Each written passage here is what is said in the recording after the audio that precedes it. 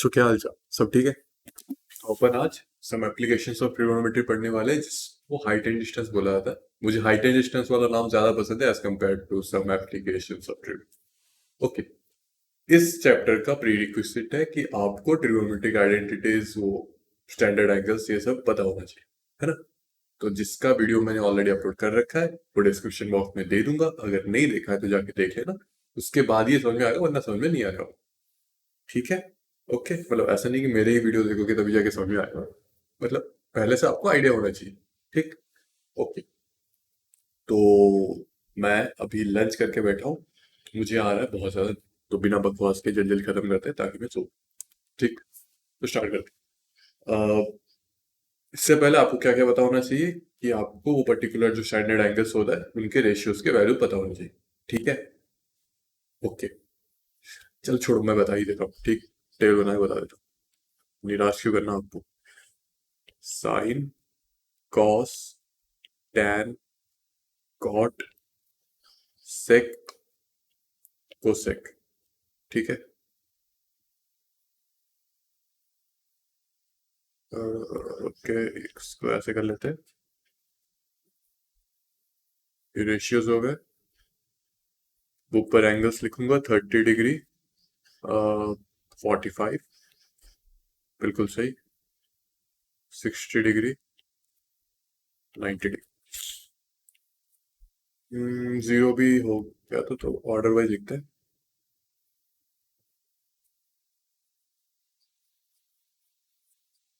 ठीक है, फिर 0 डिग्री। सही है। ओके, तो साइन जीरो कितना होता है? जीरो। कॉस, पहले साइन का लिख लेते हैं। Sine 30 1/2, sine 45 1/√2, sine 60 √3/2, sine 91। वैसे ही कॉस 0 1, √3/2, 1/√2, 1/2, 0। टैन का साइन बाय कॉस, सो 0, 1/√3, 1, √3, फिर नॉट डिफाइंड, या फिर इन्फिनिटी, कुछ भी बोलो। ठीक है। ओके, कॉट का हो जाएगा, हालांकि इन्फिनिटी नॉट डिफाइंड बेसिकली दोनों बराबर ऐसा नहीं होते, बट ठीक है, अभी के लिए इतना चलेगा। ओके, फिर कॉट कॉट होता है 1/10, सो नॉट डिफाइंड। √3, 1, 1/√3, 0। सेक का होता है 1/cos, सो कॉस का रेसिप्रोकल 1, 2/√3, √2, 2, नॉट डिफाइंड। कोसेक का 1/sin होता है, सो नॉट डिफाइंड, 2, √2, 2/√3, और 1। ठीक है, सब सही है। ओके, तो ये आपको बिल्कुल याद हो जाना चाहिए, है ना। और एक आइडिया, ठीक है, पता ही होगा आपको, बट फिर भी मैं बता देता हूँ कि अगर ये राइट एंगल ट्रायंगल है, तो अगर मान लो मैं इसको कंसिडर कर रहा हूँ, इस एंगल के जो ऑपोजिट में होता है, इस एंगल के ऑपोजिट वाला साइड, उसको अपन परपेंडिकुलर बोलेंगे। इस एंगल के एडजेसेंट जो कि हाइपोटेन्यूस नहीं है, उसको अपन बेस बोलेंगे, और इसको हाइपोटेन्यूस बोलेंगे। ठीक है। ओके, सारा बेसिक मैंने रिकैप करवा दिया। अब दो टर्म्स इस चैप्टर में आपको पता होना चाहिए, एक होता है एलिवेशन, एक होता है डिप्रेशन, मतलब angle of elevation, angle of depression. ठीक। तो अगर मान लो कोई हॉरिजॉन्टल हॉरिजॉन्टल लाइन कंसिडर कर रहा हो, तो अगर इस लाइन के ऊपर कुछ एलिवेशन आ रहा है, एलिवेशन मतलब इंक्लिनेशन बोल सकते, ठीक। तो इसको अपन, ये जो एंगल बना रहा है मान लो अल्फा, इसको अपन बोलेंगे एंगल ऑफ एलिवेशन। ठीक है। ओके, और जो इसके नीचे आ रहा है, ये वाला एंगल को बोलेंगे मान low beta, angle of depression. ठीक, सब सही है। ओके, तो बस बकवास किए हुए ना, स्टार्ट करते हैं क्वेश्चन। ओके, ये सवाल को मैं थोड़ा फॉन्ट छोटा किया हूं ताकि सवाल और डायग्राम साथ ही साथ हो जाए। इस चैप्टर में सबसे ध्यान रखने वाली बात यह है कि अगर आप रफ डायग्राम बना ले रहे हैं, प्रिसाइजली जो क्वेश्चन में बोल रखा है उसका रफ डायग्राम आपने प्लॉट कर दिया, तो आपका सवाल में कुछ रखा ही नहीं। ठीक है, सारे सवाल इजी होते हैं। कंडीशन अप्लाई, आपने रफ डायग्राम बिल्कुल सही से बनाया। ठीक। ओके, स्टार्ट करते हैं।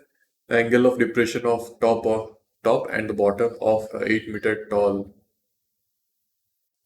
building from top of the multi-storage building are 30 degree, 45 degree respectively. Find the height of multi-stored building and the distance between the two buildings. Okay. Top and the bottom of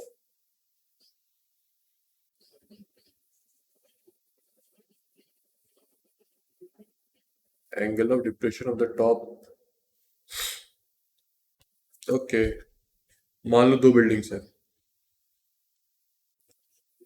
ठीक है। एक 8 metre वाला, मतलब एक का height पता है, दूसरे का हाइट नहीं पता है। उसने बोल रखा है angle of depression of the top, मतलब किसी एक ऊपर वाले बिल्डिंग से, वे एक सेकेंड पहले हॉरिजॉन्टल लाइन बता दो आपको कि ये हो गया इसका हॉरिजॉन्टल लाइन और ये हो गया इसका हॉरिजॉन्टल लाइन। तो अभी डिप्रेशन बोल रखा है, तो डिप्रेशन मतलब क्या, ऊपर से नीचे आएगा। तो ऊपर से नीचे वाला तो ये वाला बिल्डिंग हो गया, सॉलिड है। हाँ, ठीक है। 30 डिग्री 45 डिग्री।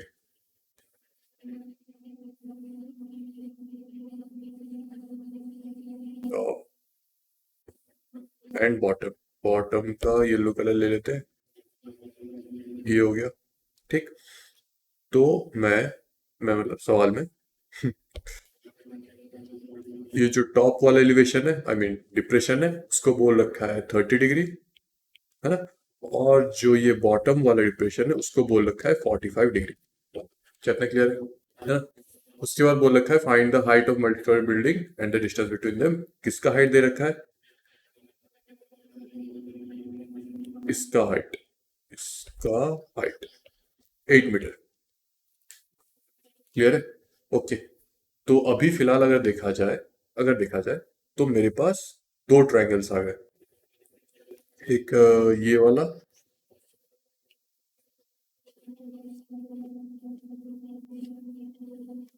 ठीक है, जिसका हॉरिजॉन्टल से ये एंगल दे रखा है 30 डिग्री। ऑब्वियस सी बात है, ये एंगल कितना होगा, 90 - 30 मतलब 60 डिग्री, ठीक है। तो ये एंगल ट्रायंगल मुझे दे रखा है और बेस इसका मान लो डी है, मान लो बेस डी है। ये पहला केस है। दूसरा केस ये हो गया कि जो सेकंड वाला ट्रायंगल दे रखा है, सिनेरियो तो सेम ही है,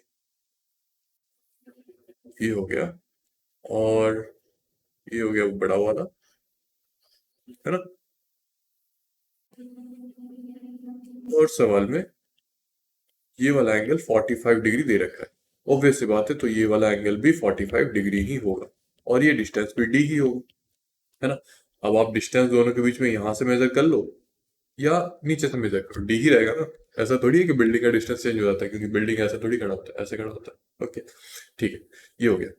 अभी मेरे को इंफॉर्मेशन इन दोनों के, अगर दोनों का देखूं तो पता है ऐसे बहुत ज्यादा कुछ है नहीं, बट इतना पता है कि ये वाला हाइट, सॉरी ये वाला जो हाइट है वो, ये टोटल हाइट है ना, माइनस ये वाला हाइट, तभी जाके ये वाला हाइट मिल जाएगा। क्लियर है, ओके। तो इसका मतलब इस ट्रायंगल का जो हाइट है और इस ट्रायंगल का जो हाइट है, दोनों का सब्सट्रैक्शन 8 मीटर होगा, ठीक। ओके, सही है। तो डी के टर्म्स पे ये पहला वाला मान लो, इसको ट्रायंगल ए बोल रहा हूँ, इसको ट्रायंगल बी बोल रहा हूँ। तो ट्रायंगल ए का हाइट डी के टर्म्स पे कैसे आएगा, 60 डिग्री का पता है मुझे कि tan 60 जो होता है वो होता है √3, ठीक है, ओके। जो कि परपेंडिकुलर बाय बेस होता है। अब इस ट्रायंगल के हिसाब से एंगल तो ये वाला है, तो ऑपोजिट इसका डी हो गया, तो डी परपेंडिकुलर हो गया और बेस क्या है, जो एडजेसेंट है ना। इसको मान लो H1 बोल रहा हूँ मैं, मान लो मैं H1 बोल रहा हूँ, तो D डिवाइडेड बाय H1, ठीक। अब H1 का वैल्यू क्या आ गया, H1 इंटू √3 डिवाइड हो रहा है, मल्टीप्लाई हो गया, इक्वल्स टू D। तो I mean H1 equals to D by √3। Clear है, ओके। ठीक उसी तरीके से अगर मैं इसका देखूं तो ये वाला ट्रायंगल अगर कंसिडर कर रहा हूं तो यहाँ पे एंगल ये वाला हो गया, तो tan 45 कितना होता है, परपेंडिकुलर बाय बेस। मान लो इसको H2 बोल रहा हूं, तो tan 45 डिग्री होता है 1, जो कि होता है perpendicular D divided by h2। तो इस हिसाब से मेरा h2 आ गया d के बराबर। ठीक, अब मुझे डायग्राम से पता चल रहा है कि h1 और ये h2, तो h2 माइनस h1 अगर कर रहा हूं तो ये वाला हाइट आ रहा है जो कि 8 मीटर है। ठीक, तो h2 मतलब d माइनस h1 जो कि d by root three is equals to 8। तो मुझे d चाहिए तो मैं क्या कर लेता हूँ, ये हो गया 1 minus 1 by root three is equals to 8। तो d का वैल्यू आ गया 8 root three divided by root three minus 1। क्या क्लियर है? क्लियर है। आप चाहो तो इसको ऊपर ले सकते हो रैशनलाइज करके, पर मैं नहीं चाहता, हटाओ ऐसे ही कर लो। ओके, तो ये अपना डिस्टेंस आ गया दोनों बिल्डिंग के बीच। ठीक, नेक्स्ट सवाल। फ्रॉम अ पॉइंट, अच्छा यहाँ पे फ्रॉम जो एफ है वो कैपिटल होना चाहिए, सेंटेंस का बिगनिंग है तो चलेगा, इतना तो चलता ही। तो from a point on a bridge across river the angle of depression of the banks on opposite side, पहले opposite side of the river, पहले तो एक नदी बना लेता है, बड़ा वाहियात नदी बना, मान लो कुछ ऐसा बना। ठीक है, अब यहाँ पे ब्रिज है, तो ब्रिज कुछ ऐसे जाएगा। वाह, कमाल है। ओके, तो ब्रिज गया। अब उसने बोल रखा है कि if the bridge is at a height 3 metre from the bank, मतलब ये जो हाइट है वो 3 मीटर है। क्या आपको दिख रहा है? छोटा हो गया डायग्राम, थोड़ा छोटा हो गया, बड़ा कर सही है। Okay, depression of the bank on the opposite sides of the river और 30 डिग्री एंड, अच्छा कोई एक पॉइंट कंसिडर करना है, मान लो पॉइंट पी, ये वाला कंसिडर कर रहा हूँ।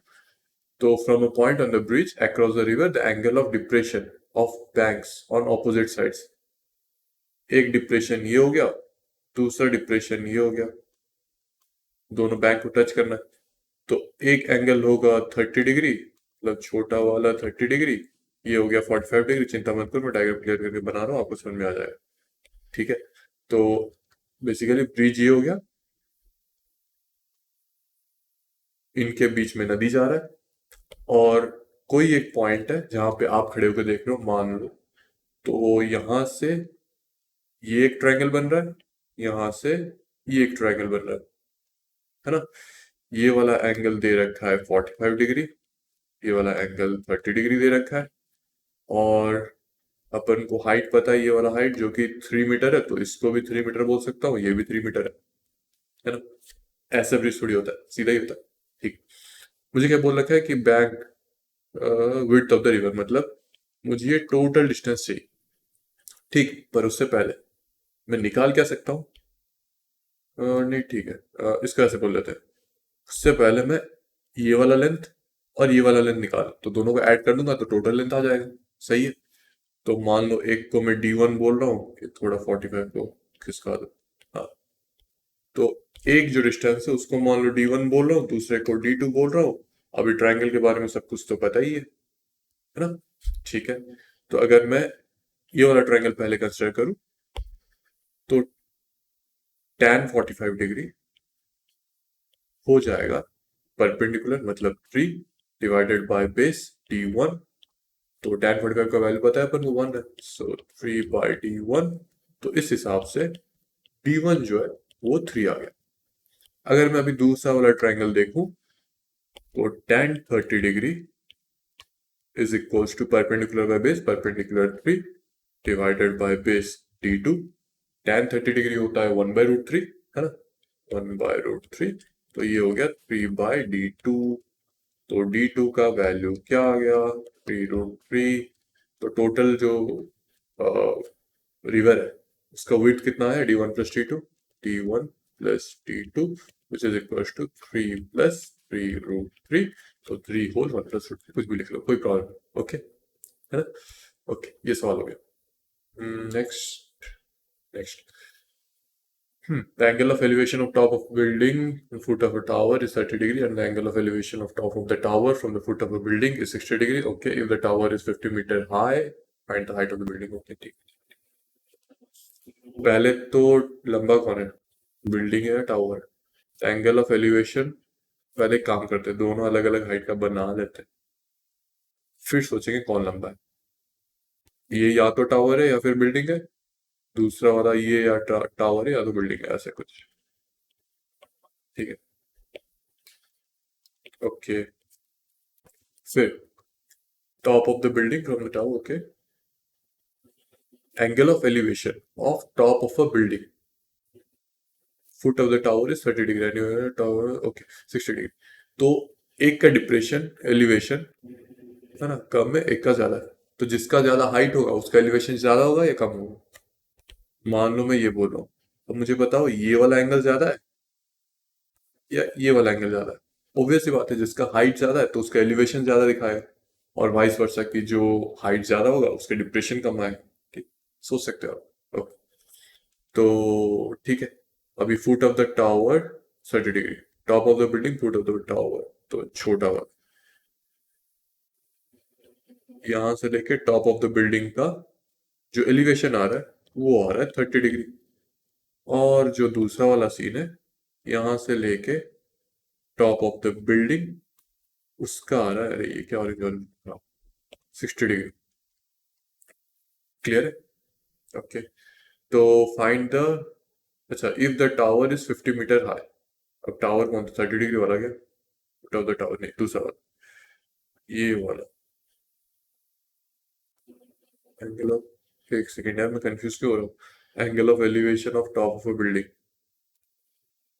The foot of a tower. अच्छा तो टावर लंबा है, टावर लंबा है।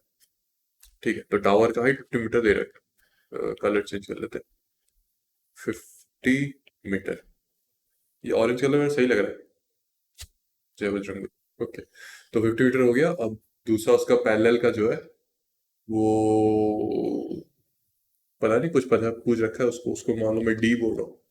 ठीक। ओके। तो तो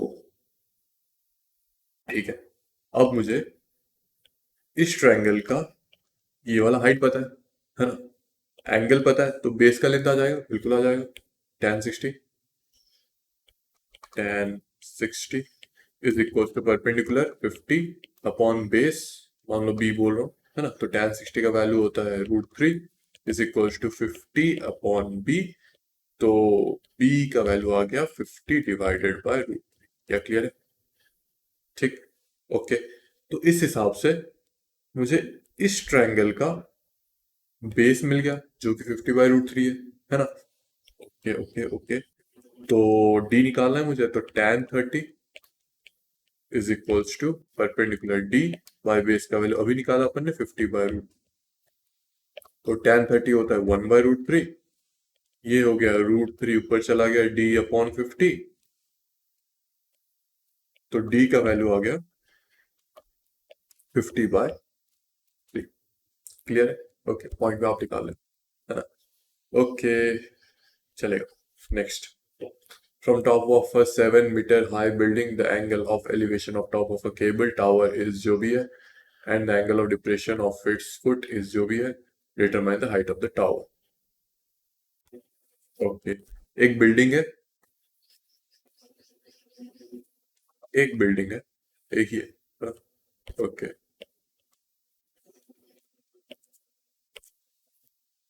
ये 7 मीटर हाई है, एक तो ये टेढ़ा क्यों बन गया। हाँ, ये बिल्डिंग का हाइट 7 मीटर दे रखा है ना। Okay. The angle of elevation of top of a cable,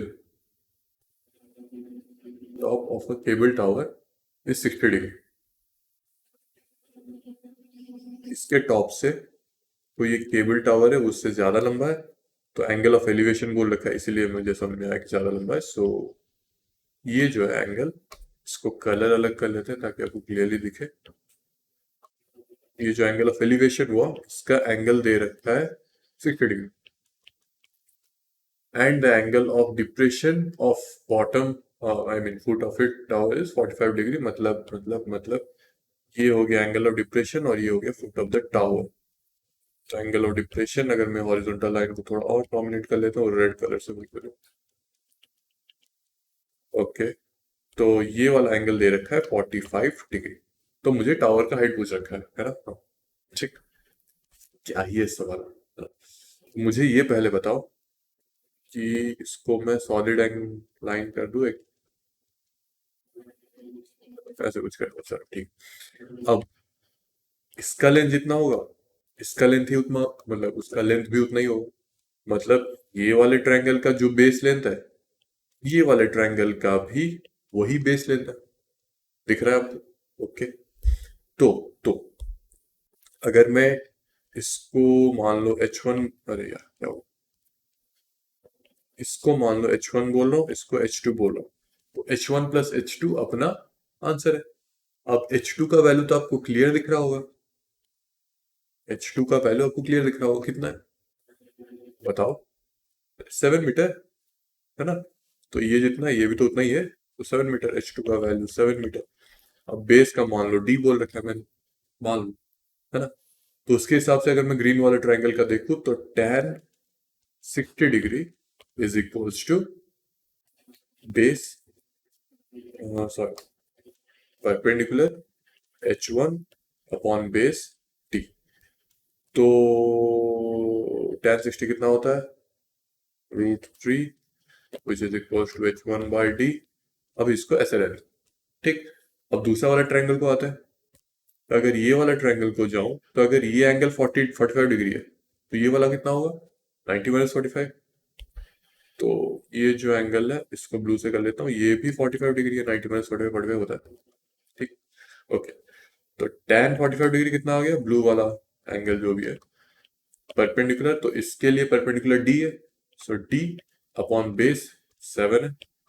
तो tan 45 1 होता है, सो D का वैल्यू 7 आ गया। तो इस D को इधर डाल दो, क्रेडिट D डाल दो, ओके। तो √3 इज इक्वल्स टू H1/7। तो H1 का वैल्यू आ गया 7√3, है ना? तो हालांकि मुझे H1 नहीं चाहिए, मुझे H1 प्लस H2 चाहिए, H1 प्लस H2 चाहिए। सो H1 7√3 प्लस H2 7, तो 7 होल √3 प्लस 1, ठीक। ओके, ये हो गया शायद। लास्ट सवाल था शायद। नहीं, और एक है, और एक ये लास्ट है। हाँ, okay. Tree breaks due to storm, ठीक है भाई, बिल्कुल हो सकता है, पॉसिबल है। Broken part bent so that the top of the tree touches the ground. अच्छा, ट्री था, बेंड होके नीचे टच हो गया, okay. With an angle 30 degree with it, मतलब ग्राउंड के साथ 30 डिग्री बना रहा है, okay. The distance between the foot of the tree, the point where top touches the ground is 8 metre, find the height of the tree, okay. तो मान लो कोई एक ट्री था, तो ग्रीन का करते हैं, है ना?